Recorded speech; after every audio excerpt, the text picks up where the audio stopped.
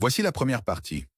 Par une soirée brumeuse, au cœur d'un crépuscule américain chargé de mystère, le corps sans vie de Marcus Wright fut découvert dans une ruelle sale, dissimulé derrière un casino huppé. La fraîcheur de l'air n'était pas seulement le fruit d'une baisse naturelle des températures nocturnes, elle vibrait d'une inquiétude indicible, comme si l'obscurité elle-même murmurait des secrets liés à une intrigue complexe et entremêlée. Marcus, homme épris de sensations fortes et adepte des risques insensés, avait toujours évolué sur le fil du rasoir, entre fortune et malheur, sa vie marquée par une addiction au jeu implacable. Ce soir-là, il avait foulé le sol étincelant d'un casino luxueux, où le destin semblait lui sourire par une victoire considérable, avant que cette promesse de succès ne se dissipe dans la nuit. Les éléments de preuve étaient aussi déroutants que les circonstances. L'autopsie révéla que Marcus avait été empoisonné par une solution diluée d'acide chlorhydrique, un mélange mortel dissimulé dans une bouteille de whisky qui paraissait ordinaire, une boisson qu'il avait savourée jusqu'à sa dernière gorgée. Dans la poche de sa veste en cuir usé, les enquêteurs mirent au jour un ensemble de jetons de casino, dont le blason gravé évoquait un établissement réputé, présent sur la côte d'Est comme sur la côte d'Ouest. Pourtant, ce n'était qu'un fragment de l'énigme. En effet, serré contre le tissu de son habit, se trouvait un brin de poil désaxé, semblable à une mèche de pelage de léopard, apportant une touche de sauvagerie inexplicable dans un univers habituellement régi par l'élégance des costumes sur mesure et l'éclat des tables de jeu. Alors que l'équipe de spécialistes médico-légaux reconstituait minutieusement les pièces du puzzle, la scène macabre se complexifiait.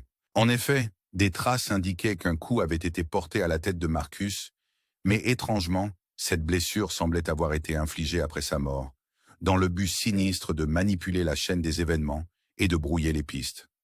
Des murmures se propageaient dans les coulisses du pouvoir et des vices, évoquant une liaison secrète entre Marcus et Samantha Harris, la mystérieuse directrice du casino, au regard à la fois séduisant et menaçant.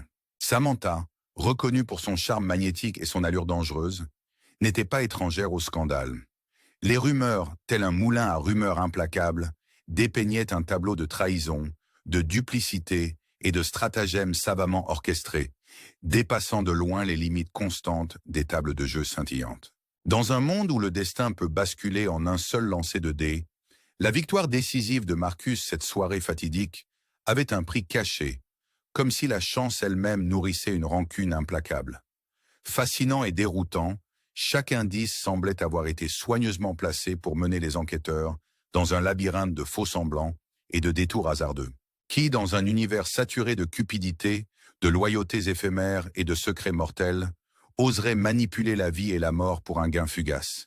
Ce mystère, riche en contrastes, continue de hanter les esprits de ceux qui osent s'aventurer sur ce terrain miné, où même l'ombre semble dissimuler des vérités insoupçonnées. Voici la deuxième partie.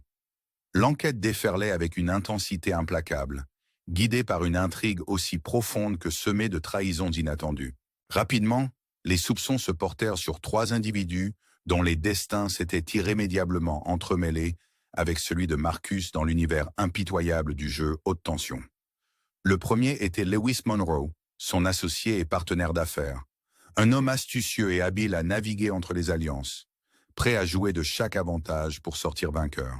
À ses côtés se trouvait Nicole Monroe, l'élégante épouse de Lewis, dont le charme mystérieux dissimulait un esprit résolument calculateur, animé par des ambitions secrètes qui dépassaient de loin l'image d'une simple compagne de fortune. Pour compléter ce tableau déjà dense de tension, il y avait Eddie Norton, un serveur discret dont la présence effacée dans le décor fastueux du casino masquait une vigilance implacable. Chaque échange, chaque regard furtif sous la lumière tamisée, semblait nourrir sa compréhension subtile des événements. Cependant, l'ombre qui planait le plus lourdement se dessinait autour de Samantha Harris, la directrice du casino, dont la relation avec Marcus, passée de simples murmures à scandale brûlant, captivait autant qu'elle inquiétait. Les enquêteurs découvrirent, dans le coffre de sa berline luxueuse, un indice pour le moins surprenant. Dissimulé dans le siège passager, se trouvait un fragment de tissu orné d'un motif de peau de léopard, rappel saisissant d'un monde sauvage, en contradiction totale avec l'ordre raffiné du casino. Dans un retournement digne d'un film noir, Samantha clamait haut et fort son innocence, affirmant que sa liaison avec Marcus n'avait jamais été que le fruit d'une aventure sans lendemain et qu'elle ne s'était jamais mêlée de ses affaires personnelles. Pourtant, à mesure que les indices s'accumulaient, des incohérences commençaient à apparaître.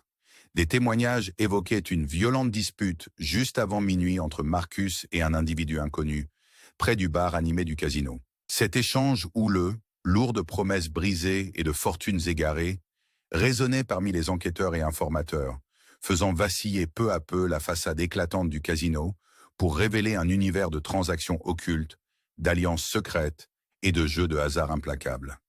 Chaque nouveau détail soulevait d'autres interrogations. Comment Marcus était-il entré en possession de ces jetons de casino distinctifs?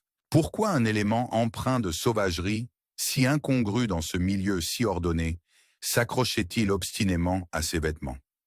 Quel rôle précis jouait chacun des protagonistes, de l'apparence discrète d'Eddie Norton à l'énigmatique Nicole Monroe, dans cette partie de jeu aux règles incertaines? Au fur et à mesure que les rumeurs se faisaient plus insistantes, des murmures parlèrent d'une réunion clandestine dans un entrepôt déserté, où se traçaient en secret les contours d'un réseau aux allures de conspiration, amplifiant ainsi le halo d'énigmes qui enveloppait l'affaire.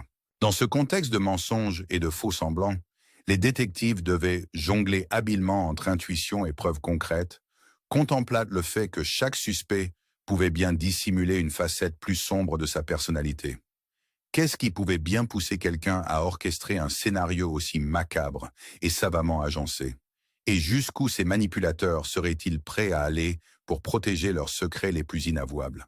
Alors que l'enquête atteignait un paroxysme d'intensité, la trame de cette affaire s'est subtilement orientée vers un dénouement inattendu, défiant toute logique conventionnelle. Au cœur d'un laboratoire médico-légal, empreint de froideur et de rigueur scientifique, la vérité s'est précisée. L'acide chlorhydrique qui avait scellé le destin de Marcus n'était nullement le fruit d'un accident hasardeux, mais bien l'issue d'un stratagème minutieusement ourdi pour dissimuler une intention meurtrière. Les lumières étincelantes du casino, jadis symbole d'un succès fulgurant, se muaient désormais en un rappel amer d'une nuit où l'opulence avait laissé place à la trahison. Chaque indice relevé, l'enveloppe soigneusement dissimulée d'espèces, la bouteille de whisky usée et désormais porteuse de secrets mortels, sans oublier le placement volontaire des effets personnels, témoignaient que la victoire de Marcus aux tables n'était qu'un leurre, une diversion destinée à occulter la réalité d'un plan machiavélique. Dans une révélation bouleversante qui fit vaciller les certitudes au sein du département de police, la vérité émergea. Samantha Reese, dans un ultime geste désespéré pour contrer ce qu'elle percevait comme l'inévitable chute de son amant, avait orchestré toute la mise en scène. Dans ces derniers instants empreints de panique, Marcus avait serré sa bouteille de whisky comme pour conjurer l'imminence d'une trahison fatale, inconscient que sa dernière gorgée scellerait son destin de la manière la plus pernicieuse. Parallèlement, un complice insaisissable, finalement identifié comme Eddie Norton, avait habilement subtilisé le porte-monnaie de Marcus, emportant avec lui le fruit malheureux de ses gains éphémères, et orchestré la mise en scène d'un crime destiné à faire accuser une faction rivale de l'univers impitoyable du jeu. Alors que la poussière retombait progressivement sur cette scène d'illusion et de duplicité, les interrogations se densifiaient, tourbillonnant telles des volutes de fumée dans une salle faiblement éclairée. Était-ce un acte impulsif, motivé par une passion dévorante et un désir de revanche, ou bien une manœuvre soigneusement planifiée visant à détourner l'attention des sombres vérités enfouies derrière le faste du casino? Pourrait-on, dans ce labyrinthe d'ambition, d'allégeances changeantes et de mensonges savamment tissés, impliquer Lewis Monroe et Nicole Monroe, eux aussi pris aux tripes d'un réseau de tromperies, dans la transformation de ce qui aurait dû être un triomphe en un désastre funeste? Et plus déroutant encore, quel sens pouvait bien revêtir ce brin de poil de léopard, vestige d'un monde sauvage et indompté, incrusté dans une trajectoire de duplicité feutrée et de faux semblants maîtrisés? L'affaire demeure une énigme insondable, un puzzle aux pièces éparpillées au sein d'un entrelac d'individus dont les véritables motivations défient l'entendement. Tandis que les enquêteurs poursuivent leur quête de vérité, l'ombre d'un maître incontesté se profile peut-être derrière la façade mirobolante des néons et le murmure incessant des secrets tus. Dans un univers où chaque jeton de casino peut dissimuler une signification cachée, et chaque visage se mue en masque dissimulant des dessins plus obscurs, nous ne pouvons nous empêcher de nous interroger. Parviendrons-nous un jour à différencier le vrai du faux au cœur de ce réseau de tromperies interconnectées?